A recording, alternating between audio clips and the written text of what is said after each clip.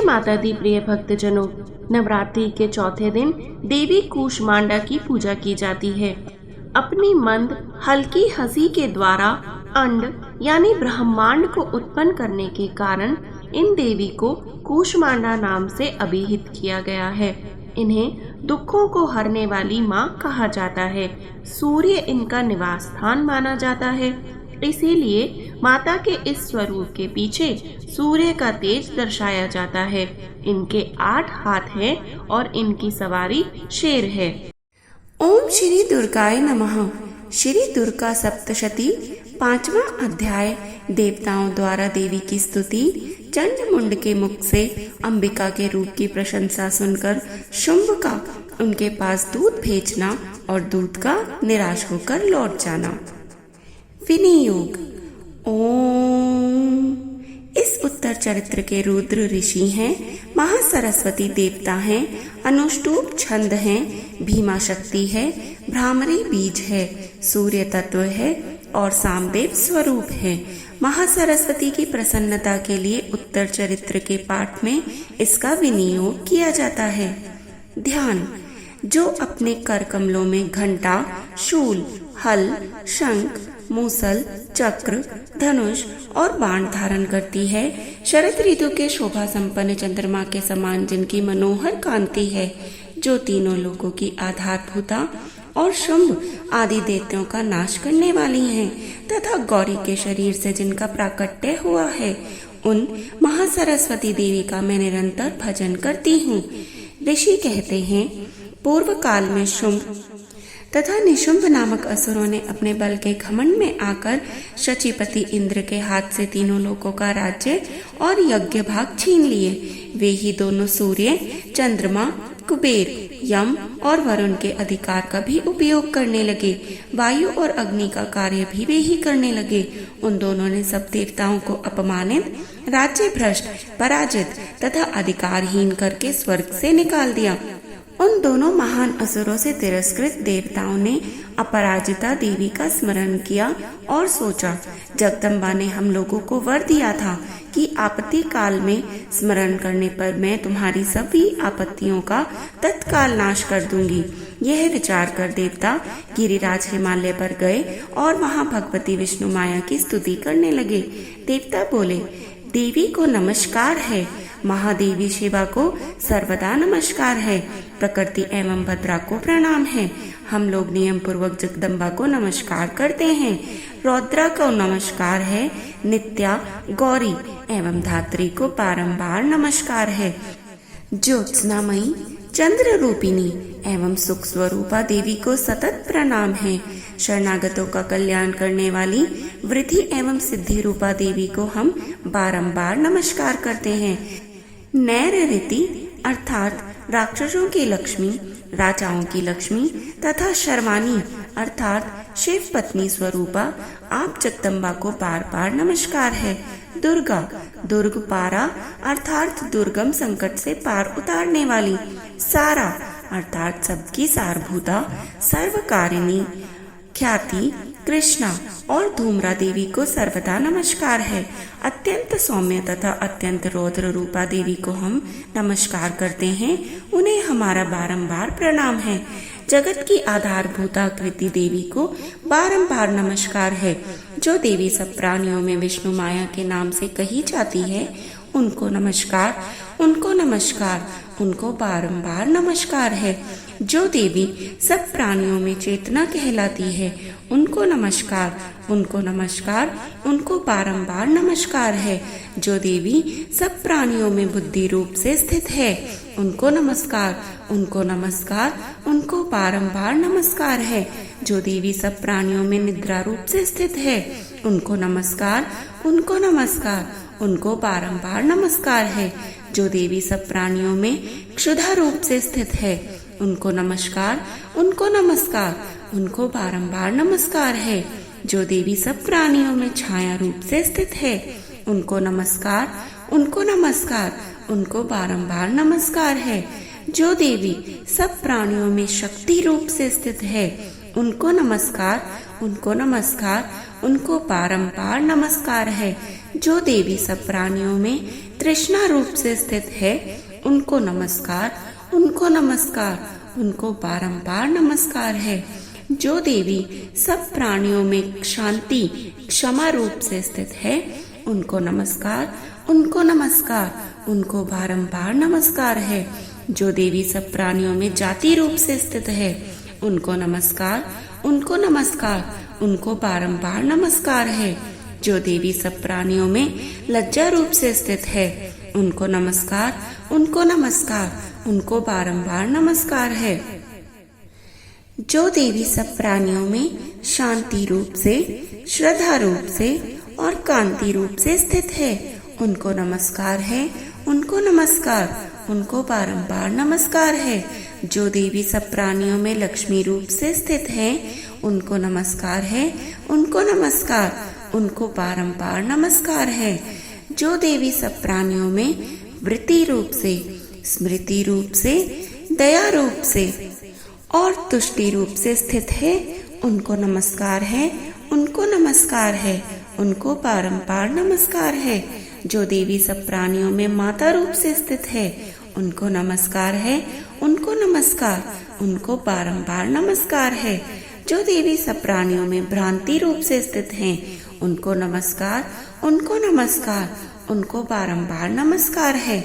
जो देवों के इंद्रिय वर्ग की अधिष्ठात्री देवी एवं सब प्राणियों में सदा व्याप्त रहने वाली है, उन व्यापती देवी को बारंबार नमस्कार है।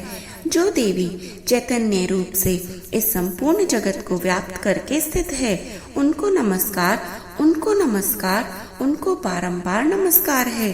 पूर्व काल में अपने अभिष्ट की प्राप्ति होने से देवताओं ने जिनकी स्तुति की तथा देवराज इंद्र ने बहुत दिनों तक जिनका सेवन किया, वह कल्याण की साधन भूता ईश्वरी हमारा कल्याण और मंगल करे तथा सारी आपत्तियों का नाश कर डाले।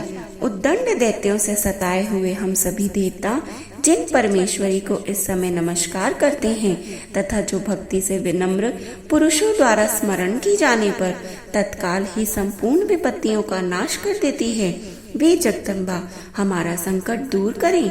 ऋषि कहते हैं, राजन, जब इस प्रकार से देवता स्तुति कर रहे थे, उस समय पार्वती देवी गंगा जी के जल में स्नान करने के लिए वहां आई। उन सुंदर बोहों वाली भगवती ने देवताओं से पूछा, आप लोग यहाँ किसकी स्तुति करते हैं? तब उन्हीं के शरीर कोश से प्रकट हुई शिवा देवी बोली, शुंभ दैत्य से तिरस्कृत और युद्ध में निशुंभ से पराजित हो यहाँ एकत्रित हुए ये समस्त देवता यहाँ मेरी ही स्तुति गान कर रहे हैं। पार्वती जी के शरीर कोश से अंबिका का प्रादुर्भाव हुआ था, इसलिए वे समस्त लोकों में कौशिकी कही जाती हैं। कौशिकी के प्रकट होने के बाद पार्वती देवी का शरीर काले रंग का हो गया, अतः वे हिमालय पर रहने वाली कालिका देवी के नाम से विख्यात हुईं। तदंतर शुंभ निशुंभ के भृत्य चंड मुंड वहां आए और उन्होंने परम मनोहर रूप धारण करने वाली अंबिका देवी को देखा। फिर वे शुंभ के पास जाकर बोले, महाराज, एक अत्यंत मनोहर स्त्री है जो अपनी दिव्य कांति से हिमालय को प्रकाशित कर रही है। वैसा उत्तम रूप कहीं किसी ने भी नहीं देखा होगा। असुरेश्वर, पता लगाइए वह देवी कौन है और उसे हर लीजिए। स्त्रियों में तो वह रतन है और उसका प्रत्येक अंग अत्यंत सुंदर है तथा वह अपने श्री अंगों की प्रभा से संपूर्ण दिशाओं में प्रकाश फैला रही है। दैत्यराज, अभी वह हिमालय पर ही मौजूद है, आप उसे देख सकते हैं। प्रभो, तीनों लोकों में मणि, हाथी और घोड़े आदि जितने भी रत्न हैं, वे सब इस समय आपके घर में शोभा पाते हैं। हाथियों में रत्नभूत ऐरावत, यह पारिजात का वृक्ष और यह उच्चई श्रवा घोड़ा, यह सब आपने इंद्र से ले लिया है। हंसों से जुता हुआ यह विमान भी आपके आंगन में शोभा पाता है। यह रत्नभूत अद्भुत विमान जो पहले ब्रह्मा जी के पास था, अब आपके यहाँ लाया गया है। यह महापद्म नामक निधि आप कुबेर से छीन लाए हैं। समुद्र ने भी आपको किंजलकिनी नाम की माला भेंट की है जो केसरों से सुशोभित है और जिसके कमल कभी भी नहीं कुमलाते। सुवर्ण की वर्षा करने वाला वरुण का छत्र भी आपके घर में शोभा पाता है, तथा यह श्रेष्ठ रथ जो पहले प्रजापति के अधिकार में था अब आपके पास मौजूद है। तेतेश्वर मृत्यु की उत्क्रांतिदा नाम वाली शक्ति भी आपने छीन ली है, तथा वरुण का पाश और समुद्र में होने वाले सब प्रकार के रत्न आपके भाई निशुंभ के अधिकार में हैं। अग्नि ने भी स्वतः शुद्ध किए हुए 2 वस्त्र आपकी सेवा में अर्पित किए हैं। दैत्यराज, इस प्रकार सभी रत्न आपने एकत्र कर लिए हैं। फिर जो यह स्त्रियों में रत्न रूपी कल्याणमयी देवी है, इसे आप क्यों नहीं अपने अधिकार में कर लेते? ऋषि कहते हैं, चंडमुंड का यह वचन सुनकर शुंभ ने महादैत्य सुग्रीव को दूत बनाकर देवी के पास भेजा और कहा, तुम मेरी आज्ञा से उसके सामने ये बातें कहना और ऐसा उपाय करना जिससे वह प्रसन्न होकर शीघ्र ही यहाँ आ जाए। वह दूत पर्वत के अत्यंत रमणीय प्रदेश में जहाँ देवी मौजूद थी गया और मधुर वाणी में कोमल वचन बोला। दूत बोला, देवी, दैत्यराज शुंभ इस समय तीनों लोगों के परमेश्वर हैं। मैं उन्हीं का भेजा हुआ दूत हूँ और यहाँ आपके पास ही आया हूँ। उनकी आज्ञा सदा सब देवता एक स्वर से मानते हैं, कोई उसका उल्लंघन नहीं कर सकता। वे संपूर्ण देवताओं को परास्त कर चुके हैं। उन्होंने तुम्हारे लिए जो संदेश दिया है उसे सुनो। संपूर्ण त्रिलोकी मेरे अधिकार में है, देवता भी मेरी आज्ञा के अधीन चलते हैं। संपूर्ण यज्ञों के भोगों को मैं ही पृथक पृथक भोगता हूँ। तीनों लोकों में जितने श्रेष्ठ रतन हैं वे सब मेरे अधिकार में हैं। देवराज इंद्र का वाहन ऐरावत जो हाथियों में रत्न के समान है मैंने छीन लिया है। क्षीर सागर का मंथन करने से जो अश्वरतन उच्चई श्रवा प्रकट हुआ था उसे देवताओं ने मेरे पैरों पर पड़कर समर्पित किया है। सुंदरी, उनके सिवा और भी जितने रत्नभूत पदार्थ देवताओं, गंधर्वों और नागों के पास थे वे सब मेरे ही पास हैं। देवी, हम लोग तुम्हें संसार की स्त्रियों में रत्न मानते हैं, अतः तुम हमारे पास आ जाओ, क्योंकि रत्नों का उपभोग करने वाले हम ही हैं। चंचल कटाक्षों वाली हे सुंदरी, तुम मेरी या मेरे भाई महाप्रक्रमी निशुंभ की सेवा में आ जाओ, क्योंकि तुम रत्न स्वरूपा हो। मेरा वरण करने से तुम्हें तुलना रहित महान ऐश्वर्य की प्राप्ति होगी। अपनी बुद्धि से यह विचार कर तुम मेरी पत्नी बनना स्वीकार करो। ऋषि कहते हैं, दूत के यूं कहने पर कल्याणमयी भगवती दुर्गा देवी जो इस जगत को धारण करती है मन ही मन गंभीर भाव से मुस्कुराई और इस प्रकार बोली।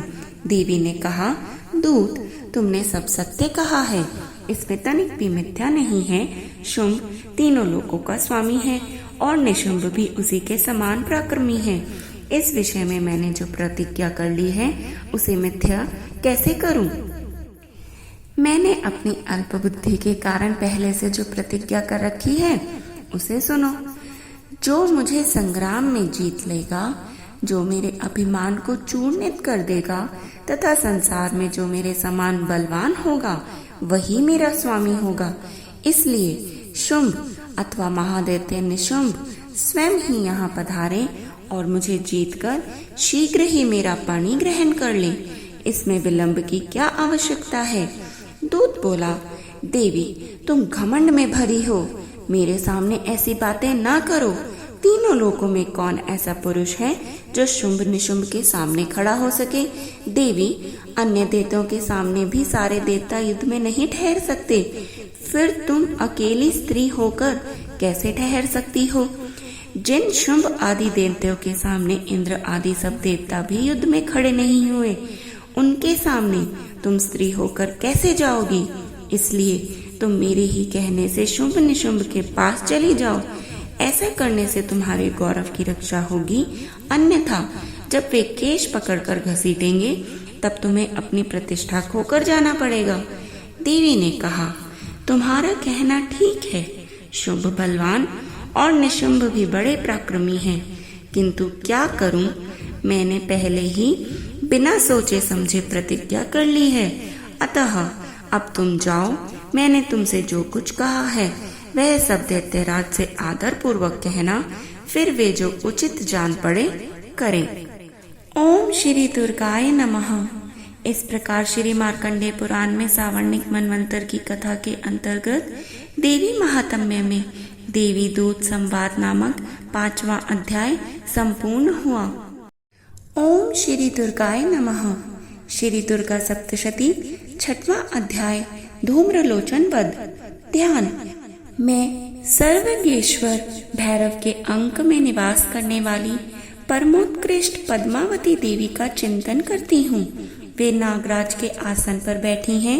नागों के फणों में सुशोभित होने वाली मणियों की विशाल माला से उनकी देहलता उद्भासित हो रही है। सूर्य के समान उनका तेज है। 3 नेत्र उनकी शोभा बढ़ा रहे हैं। वे हाथों में माला, कुंभ, कपाल और कमल लिए हुए हैं तथा उनके मस्तक में अर्धचंद्र का मुकुट सुशोभित है। ऋषि कहते हैं, देवी का यह कथन सुनकर दूत को बड़ा ही अमर्ष हुआ और उसने दैत्यराज के पास जाकर सब समाचार विस्तार पूर्वक कह सुनाया। दूत के उस वचन को सुनकर दैत्यराज कुपित हो उठा और दैत्य सेनापति धूम्रलोचन से बोला, धूम्रलोचन, तुम शीघ्र अपनी सेना साथ लेकर जाओ और उस दुष्टा के केश पकड़कर घसीटते हुए उसे बलपूर्वक यहाँ ले आओ। उसकी रक्षा करने के लिए यदि कोई दूसरा खड़ा हो तो वह देवता, यक्ष अथवा गंधर्व ही क्यों न हो, उसे अवश्य ही मार डालना। ऋषि कहते हैं, शुंभ के इस प्रकार आज्ञा देने पर वह धूम्रलोचन दैत्य 60,000 असुरों की सेना को साथ लेकर वहां से तुरंत चल दिया। वहां पहुंचकर उसने हिमालय पर रहने वाली देवी को देखा और ललकार कर कहा, अरे तो शुंभ निशुंभ के पास चल। यदि इस समय प्रसन्नता पूर्वक मेरे स्वामी के समीप नहीं चलेगी तो मैं बलपूर्वक झोंटा पकड़कर घसीटते हुए तुझे ले चलूंगा। देवी बोली, तुम्हें दैत्यों के राजा ने भेजा है। तुम स्वयं भी बलवान हो और तुम्हारे साथ विशाल सेना भी है। ऐसी दशा में यदि मुझे बलपूर्वक ले चलोगे तो मैं तुम्हारा क्या कर सकती हूँ। ऋषि कहते हैं, देवी के यूं कहने पर असुर धूम्रलोचन उनकी ओर दौड़ा। तब अंबिका ने हुम शब्द के उच्चारण मात्र से उसे भस्म कर दिया। फिर तो क्रोध में भरी हुई दैत्यों की विशाल सेना और अंबिका ने एक दूसरे पर तीखे सहायकों, शक्तियों और फरसों की वर्षा आरंभ कर दी। इतने में ही देवी का वाहन सिंह क्रोध में भरकर भयंकर गर्जना करके गर्दन के बालों को हिलाता हुआ असुरों की सेना में कूद पड़ा। उसने कुछ दैत्यों को पंजों की मार से, कितनों को अपने जबड़ों से और कितने ही महादैत्यों को पटक कर होठ की दाढ़ों से घायल करके मार डाला। उस सिंह ने अपने नखों से कितनों के पेट फाड़ डाले और थप्पड़ मारकर कितनों के सिर धड़ से अलग कर दिए। कितनों की भुजाएं और मस्तक काट डाले और अपनी गर्दन के बाल हिलाते हुए उसने दूसरे दैत्यों के पेट फाड़कर उनका रक्त चूस लिया। अत्यंत क्रोध में भरे हुए देवी के वाहन उस महाबली सिंह ने क्षण भर में ही असुरों की सारी सेना का संहार कर डाला। शुंभ ने जब सुना कि देवी ने धूम्रलोचन असुर को मार डाला तथा उसके सिंह ने सारी सेना का सफाया कर डाला, तब उस दैत्यराज को बड़ा क्रोध हुआ। उसका होठ कांपने लगा। उसने चंड और मुंड नामक 2 महादैत्यों को आज्ञा दी, हे चंड और हे मुंड, तुम लोग बहुत बड़ी सेना लेकर वहां जाओ। उस देवी के झोंटे पकड़कर अथवा उसे बांधकर शीघ्र यहाँ ले आओ। यदि इस प्रकार उसको लाने में संदेह हो तो युद्ध में सब प्रकार के अस्त्र शस्त्र और समस्त आसुरी सेना का प्रयोग करके उसकी हत्या कर डालना। उस दुष्टा की हत्या होने तथा सिंह के भी मारे जाने पर उस अंबिका को बांधकर साथ ले शीघ्र ही लौट आना। ओम श्री दुर्गाय नमः। इस प्रकार श्री मार्कंडेय पुराण में सावर्णिक मनवंतर की कथा के अंतर्गत देवी महात्म्य में धूम्रलोचन वध नामक 6वां अध्याय संपूर्ण हुआ। जय माता दी। ओम श्री दुर्गाय नमः।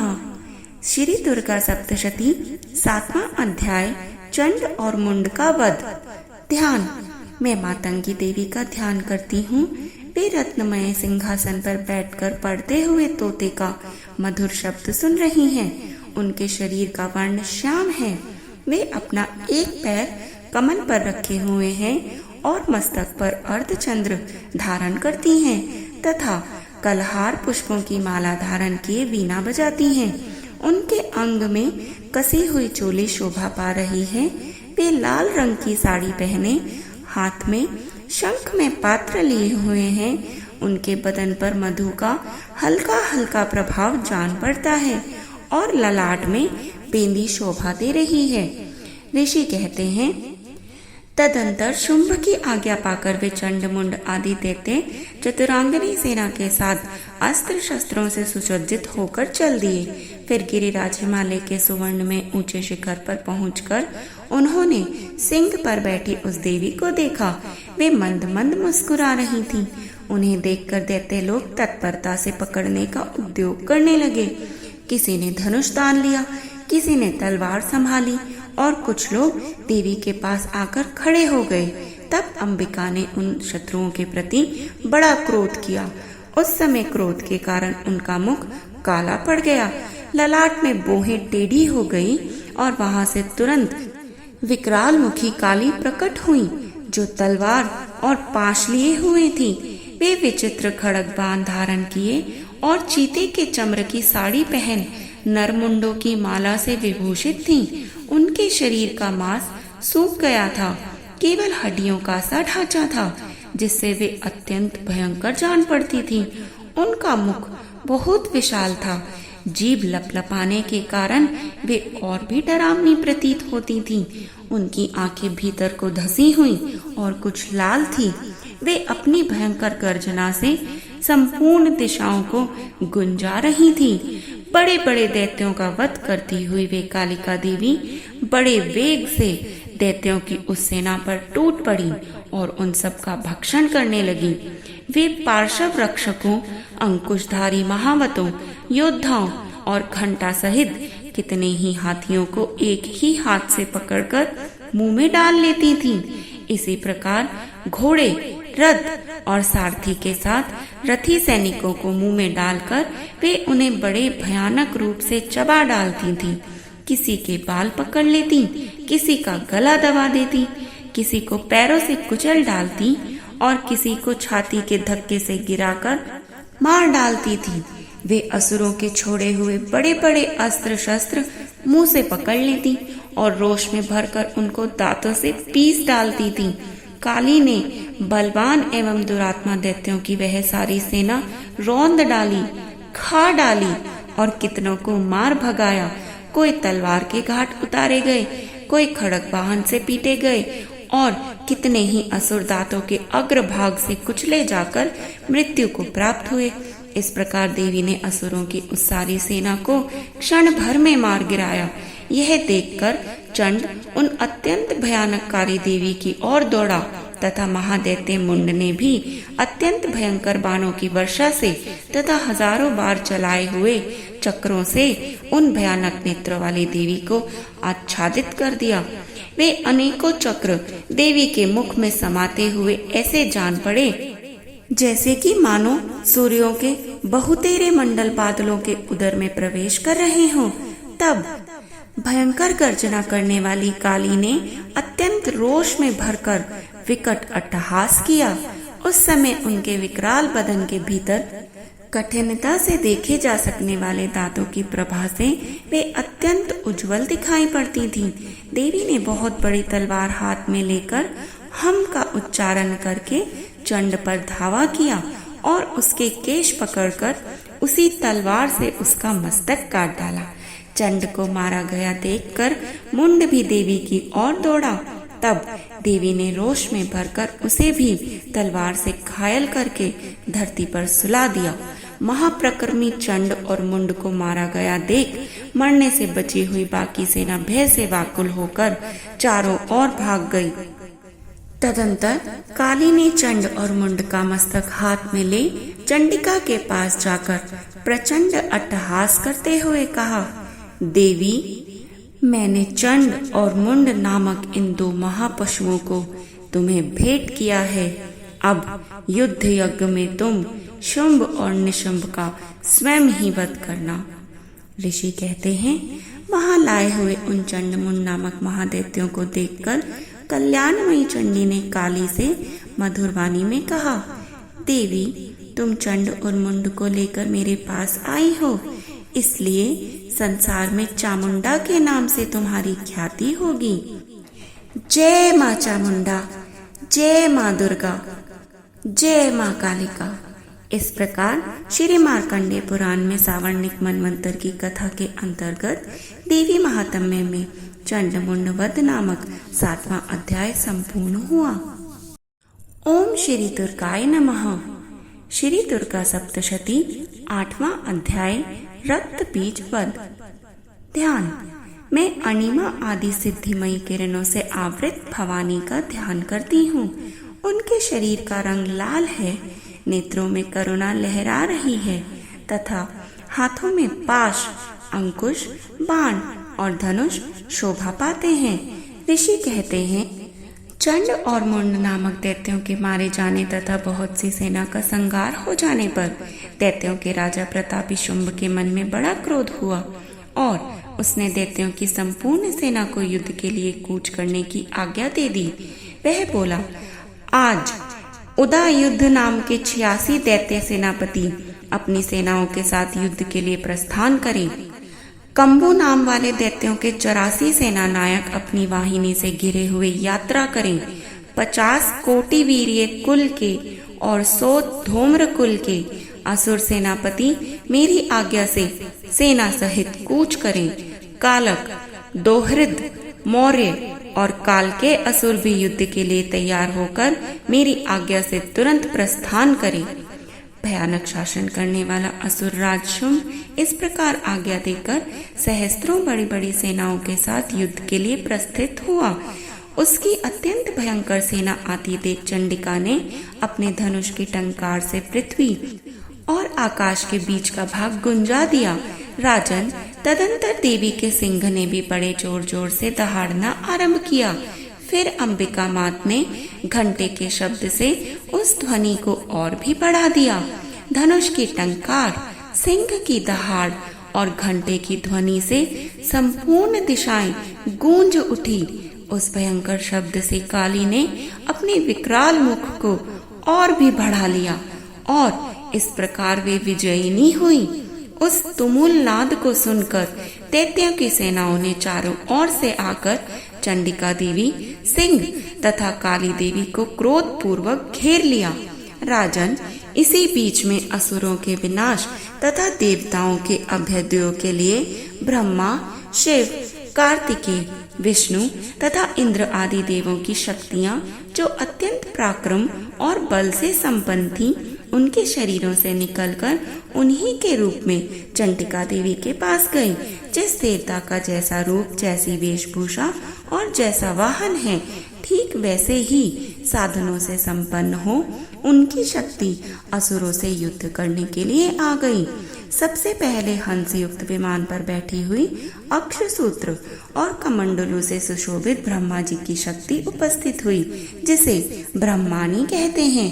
महादेव जी की शक्ति वृषभ पर आरूढ़ हो, हाथों में श्रेष्ठ त्रिशूल धारण किए, महानाग का कड़क पहने, मस्तक में चंद्र रेखा से विभूषित हो वहां आ पहुंचे।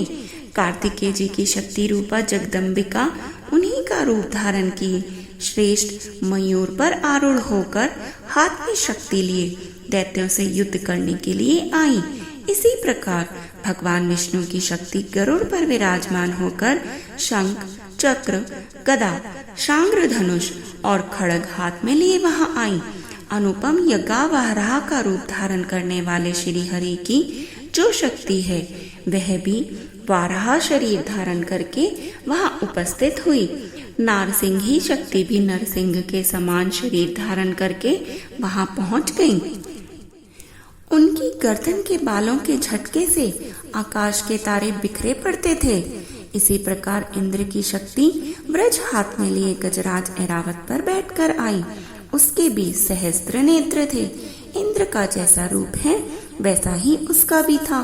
तदंतर उन देव शक्तियों से घिरे हुए महादेव जी ने चंडिका से कहा, मेरी प्रसन्नता के लिए तुम शीघ्र ही इन असुरों का संहार करो। तब देवी के शरीर से अत्यंत भयानक और परम उग्र चंडिका शक्ति प्रकट हुई, जो सैकड़ों गीदड़ियों की भांति आवाज करने वाली थी। उस अपराजिता देवी ने धूमिल जटा वाले महादेव जी से कहा, भगवान, आप शुंभ निशुंभ के पास दूत बनकर जाइए और उन अत्यंत गर्वीले दानव शुंभ एवं निशुंभ दोनों से ऐसा कहिए। साथ ही उनके अतिरिक्त भी जो दानव युद्ध के लिए वहां उपस्थित हों, उनको भी यह संदेश दीजिए, दैत्यों, यदि तुम जीवित रहना चाहते हो तो पाताल को लौट जाओ। इंद्र को त्रिलोकी का राज्य मिल जाए और देवता यज्ञ भाग का उपयोग करें। यदि बल के घमंड में आकर तुम युद्ध की अभिलाषा रखते हो तो आओ, मेरी शिवाएं, मेरी योगिनियां तुम्हारे कच्चे मांस से तृप्त हो। चूंकि उस देवी ने भगवान शिव को दूत के कार्य में नियुक्त किया था, इसलिए वह शिव दूती के नाम से संसार में विख्यात हुई। वे महादैत्य भी भगवान शिव के मुंह से देवी के वचन सुनकर क्रोध में भर गए और जहाँ कात्यायनी विराजमान थी उस ओर बढ़ चले। तदंतर वे दैत्य अमर्ष में भरकर पहले ही देवी के ऊपर बाण शक्ति और वृष्टि आदि अस्त्रों की वृष्टि करने लगे। तब देवी ने भी खेल ही खेल में धनुष की टंकार की और उससे छोड़े हुए बड़े बड़े बाणों द्वारा देवताओं के चलाए हुए बाण, शूल, शक्ति और फरसों को काट डाला। फिर काली उनके आगे होकर शत्रुओं को शूल के प्रहार से विद्रीन करने लगी और खटवांग से उनका कचूमर निकालती हुई रणभूमि में विचरने लगी। ब्रह्माणी भी जिस जिस ओर दौड़ती उसी उसी ओर अपने कमंडलों का जल छिड़क कर शत्रुओं के ओज और पराक्रम को नष्ट कर देती थी। माहेश्वरी ने त्रिशूल से तथा वैष्णवी ने चक्र से और अत्यंत क्रोध में भरी हुई कुमार कार्तिकेय की शक्ति ने शक्ति से दैत्यों का संहार आरंभ किया। इंद्र शक्ति के वज्र प्रहार से विद्रीन हो सैकड़ों दैत्य दानव रक्त की धारा बहाते हुए पृथ्वी पर सो गए। वाराही शक्ति ने कितनों को ही अपनी थुथुन की मार से नष्ट कर दिया। दाढ़ों के अग्रभार से कितनों को छाती छेद डाली तथा कितने ही दैत्य उसके चक्र की चोट से विदीर्ण होकर गिर पड़े। नारसिंही भी दूसरे दूसरे महादैत्यों को अपने नखों से विदीर्ण करके खाती और सिंहनाद से दिशाओं एवं आकाश को गुंजाती हुई युद्ध क्षेत्र में विचरने लगी। कितने ही असुर शिवदूती के प्रचंड अट्टहास से अत्यंत भयभीत हो पृथ्वी पर गिर पड़े और गिरने पर उन्हें शिवदूती ने उस समय अपना ग्रास बना लिया।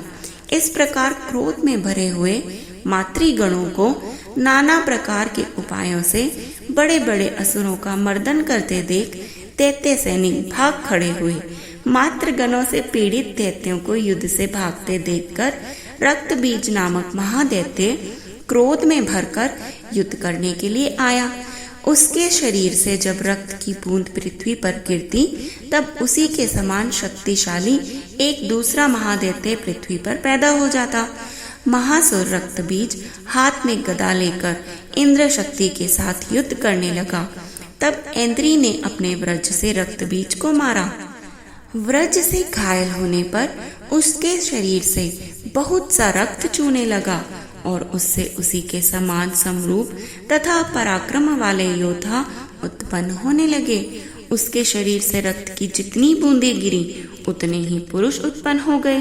वे सब रक्त बीज के समान ही वीर्यवान, बलवान तथा पराक्रमी थे। वे रक्त से उत्पन्न होने वाले पुरुष भी अत्यंत भयंकर अस्त्र शस्त्रों का प्रहार करते हुए वहां मातृगणों के साथ घोर युद्ध करने लगे। पुनः वज्र के प्रहार से जब उसका मस्तक घायल हुआ तब रक्त बहने लगा और उससे हजारों पुरुष उत्पन्न हो गए। वैष्णवी ने युद्ध में रक्त बीज पर चक्र का प्रहार किया और ऐन्द्री ने उस दैत्य सेनापति को गदा से चोट पहुंचाई। वैष्णवी के चक्र से घायल होने पर उसके शरीर से जो रक्त बहा और उससे जो उसी के बराबर आकार वाले सहस्त्रों महादैत्य प्रकट हुए, उनके द्वारा संपूर्ण जगत व्याप्त हो गया। कुमारी ने शक्ति से, वाराही ने खड्ग से और माहेश्वरी ने त्रिशूल से महादैत्य रक्तबीज को घायल किया। क्रोध में भरे हुए उस महादैत्य रक्तबीज ने भी गदा से सभी मातृशक्तियों पर पृथक पृथक प्रहार किया। शक्ति और शूल आदि से अनेक बार घायल होने पर जो उसके शरीर से रक्त की धारा पृथ्वी पर गिरी, उसने भी निश्चय ही सैकड़ों अन्य असुर उत्पन्न कर दिए। इस प्रकार उस महादैत्य के रक्त से प्रकट हुए असुरों द्वारा संपूर्ण जगत व्याप्त हो गया। इससे उन देवताओं का बड़ा भय हुआ। देवताओं को उदास देख चंडिका ने काली से शीघ्रता पूर्वक कहा, चामुंडे, तुम अपना मुख और भी फैलाओ तथा मेरे शस्त्रपात से गिरने वाले रक्त बिंदुओं और उनसे उत्पन्न होने वाले महादैत्यों को तुम अपने इस उतावले मुख से तुरंत खा जाओ। इस प्रकार रक्त से उत्पन्न होने वाले महादैत्यों का भक्षण करती हुई तुम रण में विचरती रहो। ऐसा करने से उस दैत्य का सारा रक्त क्षीण हो जाने पर वह स्वयं भी नष्ट हो जाएगा। उन भयंकर दैत्यों को जब तुम खा जाओगी, तब दूसरे नए दैत्य उत्पन्न नहीं हो सकेंगे। काली से इस प्रकार कहकर चंडिका देवी ने शूल से रक्त बीज को मारा और काली ने अपने मुख में उसका रक्त ले लिया। तब उसने वहां चंडिका पर गदा से प्रहार किया, किंतु उस गदापात ने देवी को तनिक भी वेदना नहीं पहुंचाई। रक्त बीज के घायल शरीर से बहुत सा रक्त गिरा, किंतु जो ही वह गिरा त्यों ही चामुंडा देवी ने उसे अपने मुख में ले लिया। रक्त गिरने से काली के मुख में जो महादैत्य उत्पन्न हुए, उन्हें भी वह चट कर गई और उसने रक्त बीज का रक्त भी पी लिया। तदंतर देवी ने रक्त बीज को, जिसका रक्त चामुंडा ने पी लिया था, व्रज, बाण, खड्ग तथा रिष्टि आदि से मार डाला। राजन, इस प्रकार शस्त्रों के समुदाय से आहत एवं रक्तहीन हुआ महादैत्य रक्त बीज पृथ्वी पर गिर पड़ा। हे नरेश्वर, इससे देवताओं को अनुपम हर्ष की प्राप्ति हुई और मातृगण उन असुरों के रक्तपान के मद से उद्धित सा होकर नृत्य करने लगी। जय देवी माँ, जय माँ चामुंडाय, जय माँ कालिका। इस प्रकार श्री मार्कंडेय पुराण में सावर्णिक मनमंत्र की कथा के अंतर्गत देवी महात्म्य में रक्त बीज वध नामक 8वां अध्याय संपूर्ण हुआ।